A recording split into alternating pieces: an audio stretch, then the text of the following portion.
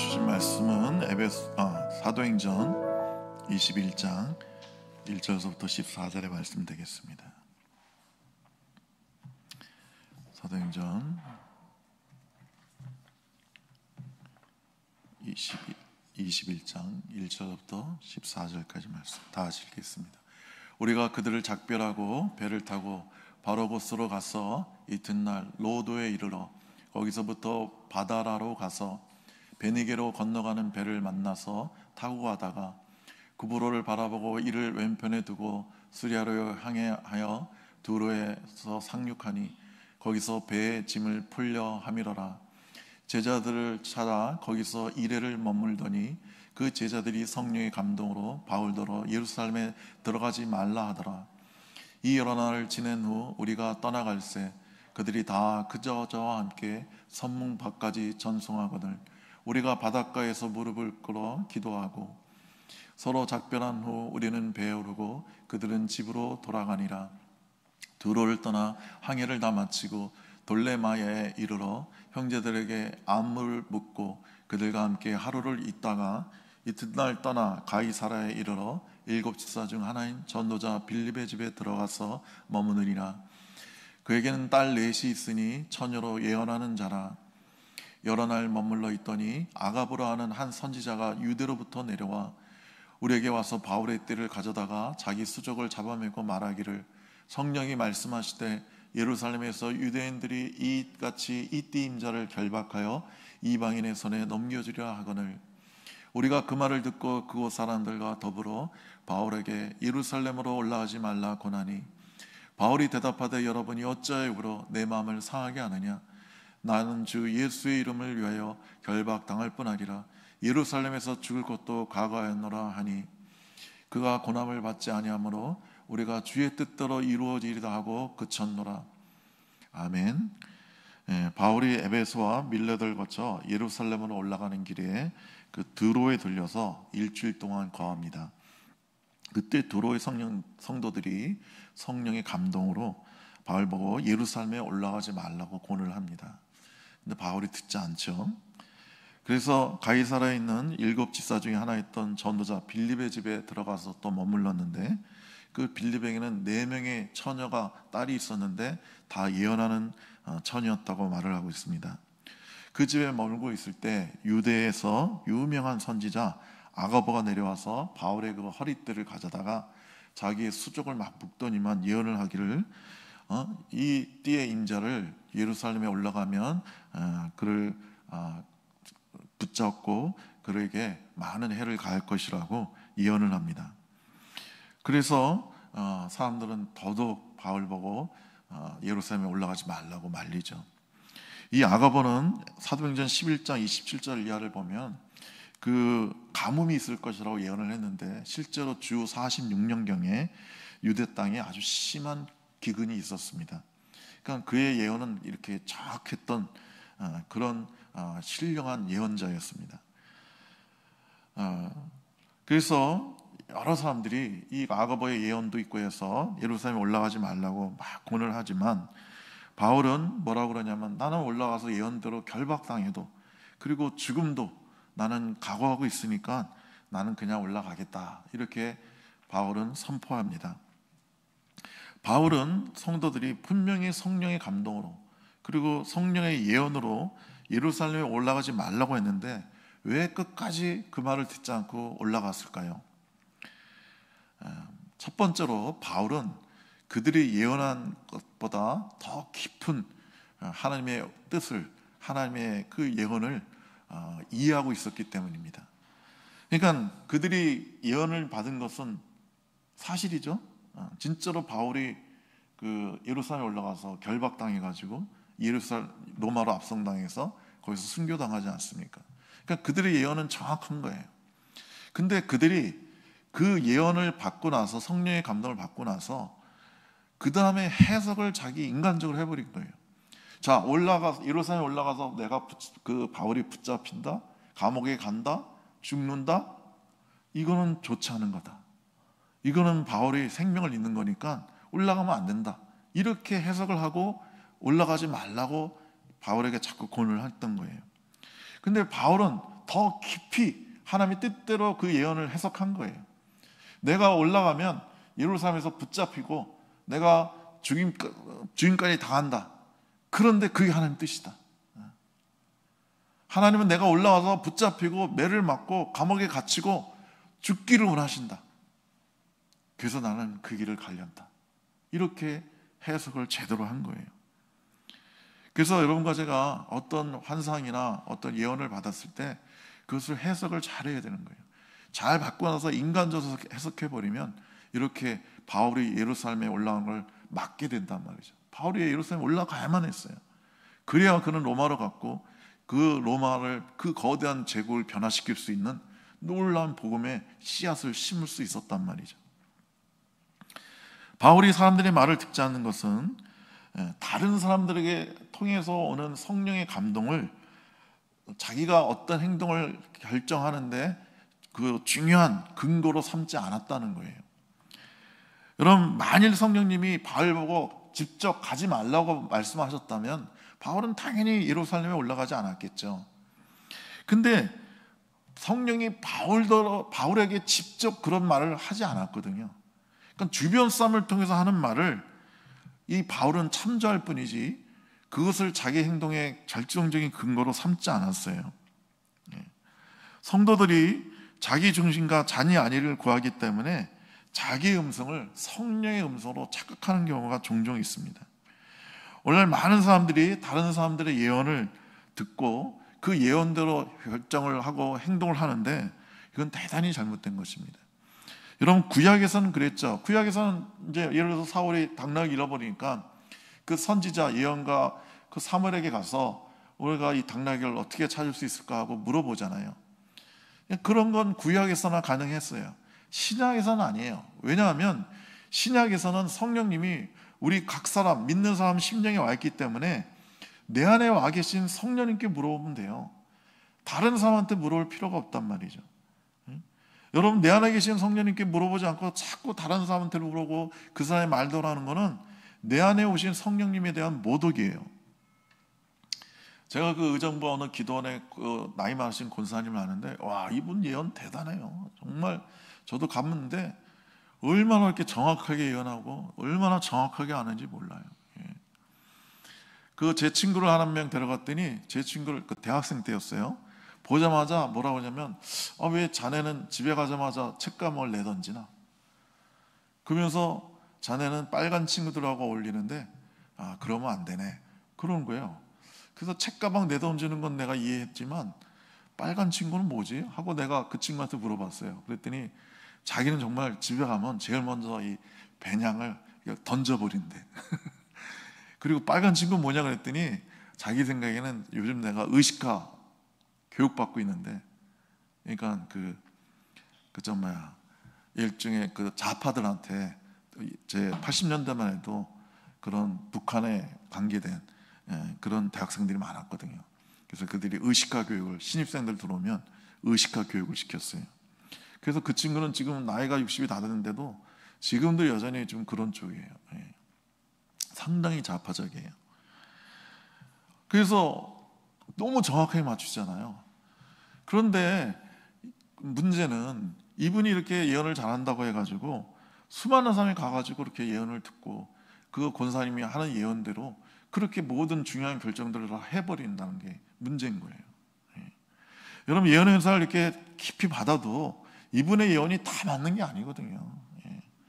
예언의 영이 임하지 않을 때는 예언하지 말아야 되는데 그럴 때 막 자기 마음대로 예언을 해버리는 거예요. 그래서 문제가 되는 거예요. 그래서 제가 아는 자매가 있었는데 그 미국에서 온 남자하고 이제 집안에서 결혼하라고 막 그러는데 이 자매는 싫은 거예요. 그 남자가 마음에 들지 않아. 뭐 사랑하는 것도 아니고 그냥 선 봐서 결혼하라고 자꾸 그러는데, 그래서 이 자매가 답답해가지고 이 권사님 찾아가가지고 물어봤어요. 권사님, 내가 그 미국에서 온 남자랑 결혼해서 미국에 가야 되는데 그렇게 할까요? 그게 하나님 뜻입니까? 그랬더니 권사님이 하나님 뜻이라고 가서 결혼해서 미국 가서 살라고 그랬어요. 그래서 이 자매는 싫었는데도 권사님이 이렇게 예언했으니까 그렇게 해야지 하고 그 남자랑 결혼해가지고 미국 가가지고 살았는데 이혼했어요. 그 남자가 저도 잘 아는데 목사예요. 근데 약간 정신질환이 있는 사람이에요.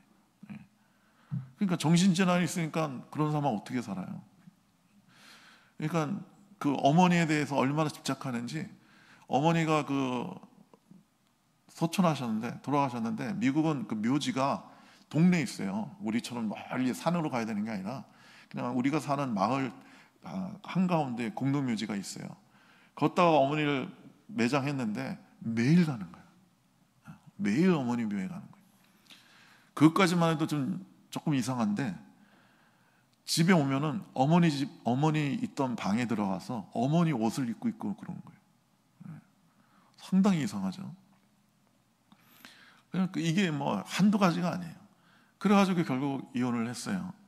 그러니까 그래서 이 자매가 얼마나 많은 고통을 당했는지 몰라요. 그러니까 그 결혼이라는 중요한 결정을 남의 얘기 듣고 남의 예언 듣고 결정했기 때문에 이런 어려움이 온 거란 말이죠. 에스겔서 13장에 보면 하나님께서 예루살렘 성을 멸망시키는데 그 이유 중 하나가 예루살렘 성에 거짓 여선지자가 가득했던 거예요.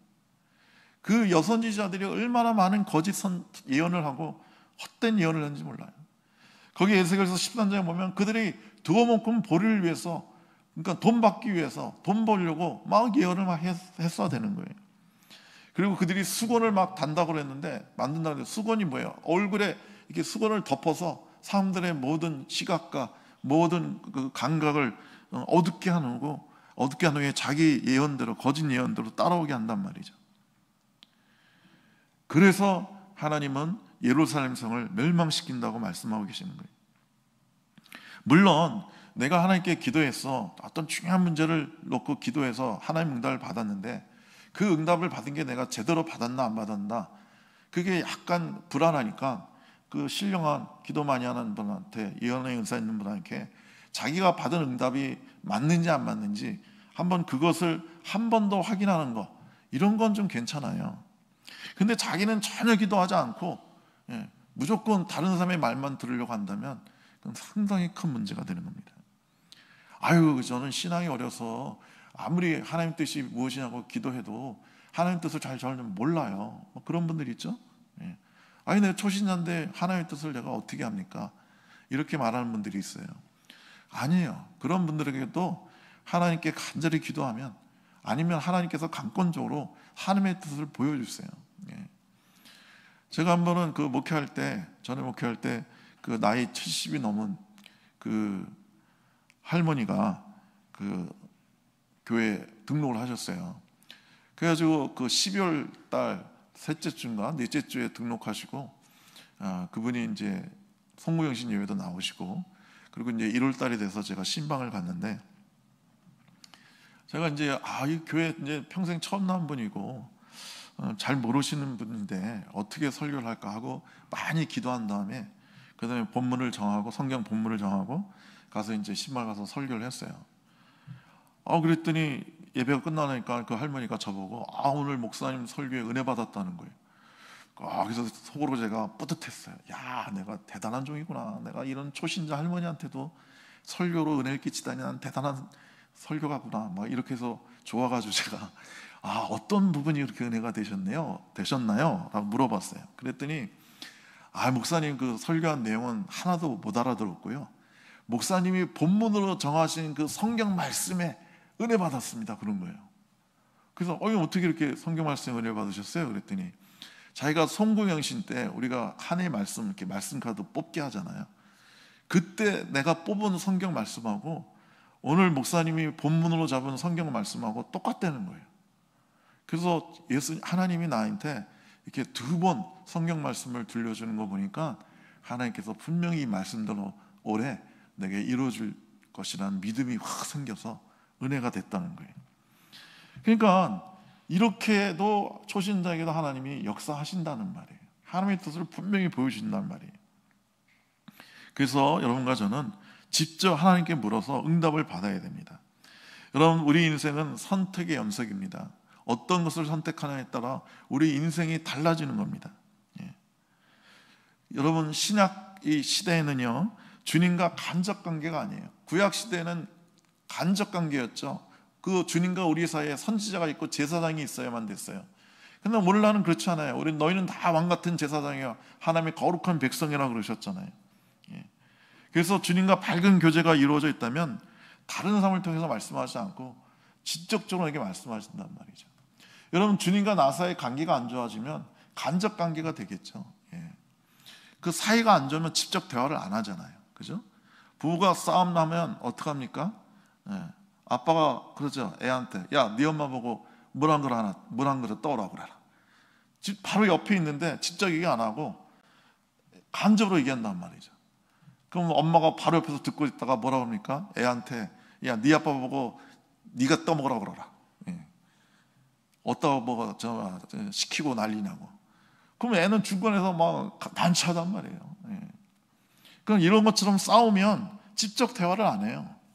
그러나 여러분과 제가 우리 주님과 그 관계가 막 좋다면, 늘 주님과 동행한다면 주님은 직접 우리에게 말씀하신단 말이죠. 간접으로 말씀을 하실 이유가 없단 말이에요.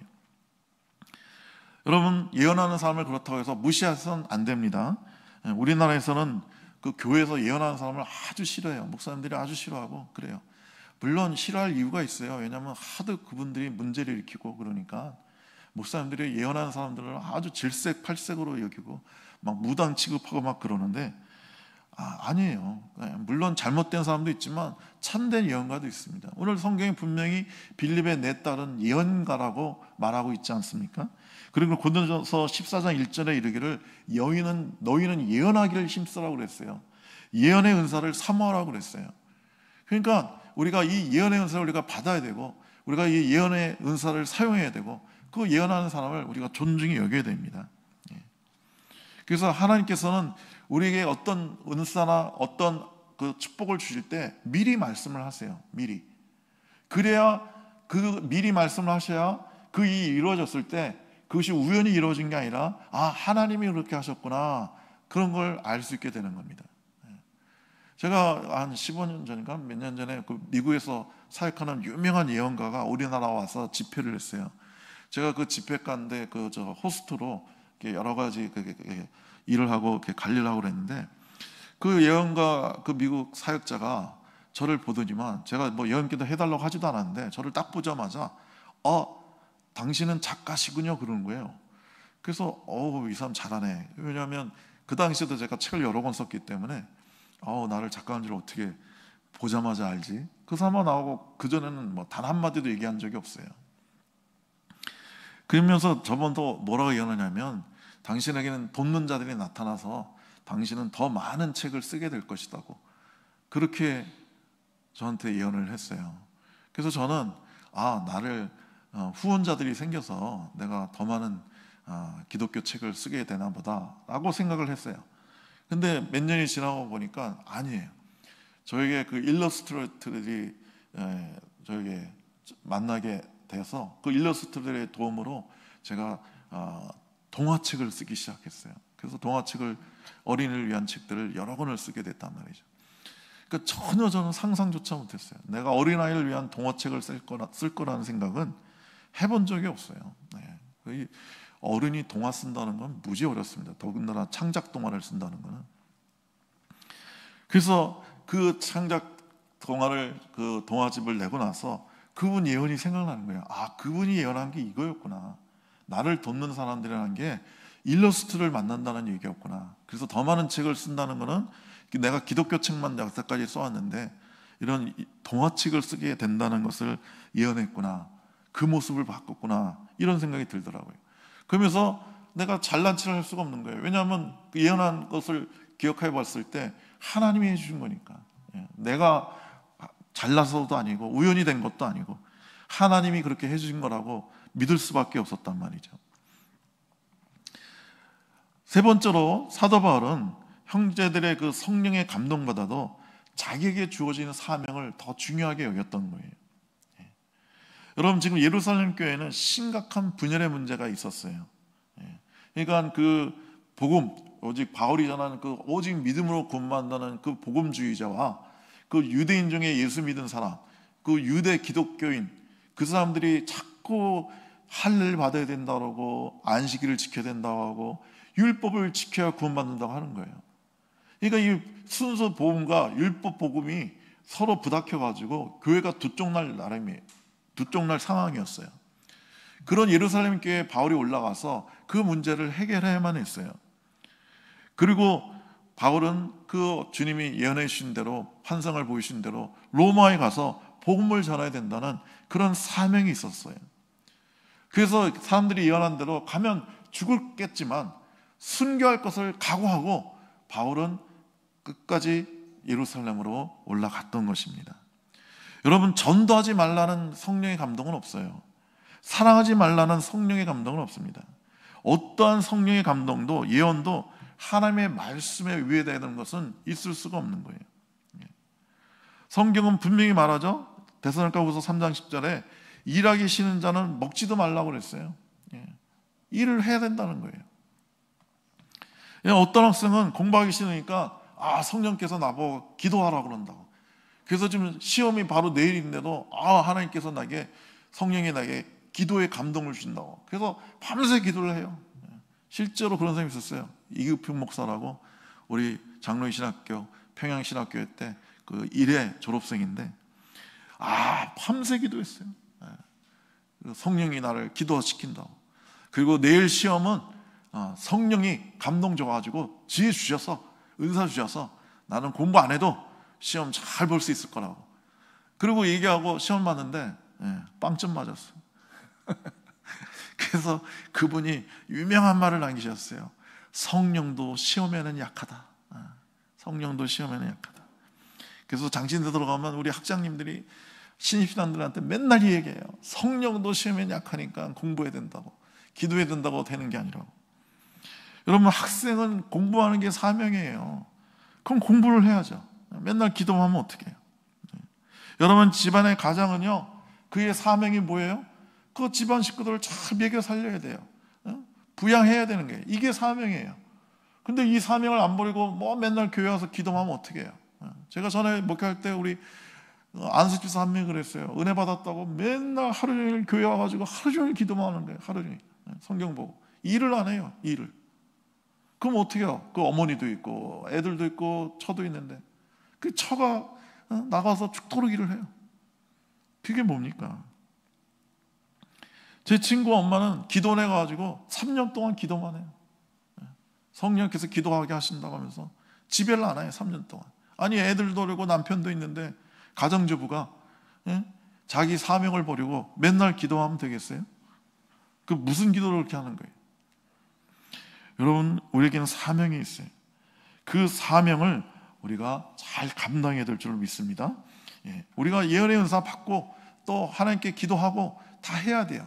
그러나 그 어떠한 것도 사명보다 앞설 수는 없는 것입니다. 여러분, 우리에게 주신 사명이 있어요. 그것은 복음 전파하는 사명이 있어요. 우리 중에 놀라운 사랑을 전파하고 사랑을 베풀라는 사명이 있어요. 이 사명을 완수하기 위해서는 내가 죽는다 할지라도 사명을 위해서 살고 영광스러운 죽음, 보람 있는 죽음으로 생을 아름답게 마련해야 되는 것입니다.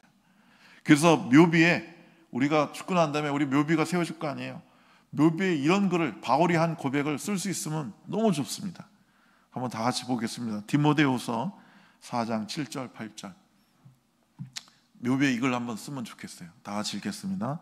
나는 선한 싸움을 싸우고 나의 달려갈 길을 마치고 믿음을 지켰으니 이제후로는 나를 위하여 의의 면류관이 예비되었으므로 주 곧 의로우신 재판관이 그날에 내게 주실 것이며 내게만 아니라 주의 나타나심을 사모하는 모든 자에게 도니라. 아멘.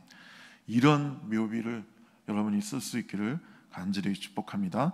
기도하겠습니다. 좋으신 하나님, 우리가 우리 안에 계신 성령님께 우리의 모든 문제를, 우리의 모든 결정을 물어봐서 주의 인도하심을 직접 받을 수 있게 하여 주시옵소서. 그리고 우리가 아버지 하나님, 그 무엇보다도 우리에게 주신 사명을 따라 살게 해 주옵소서. 우리의 목숨을 다 바쳐서 주님 주신 이 지상 복음화의 명령, 사명을 잘 감당할 수 있도록 축복하여 주시옵소서. 예수님의 이름으로 기도드리옵나이다. 아멘. 주기도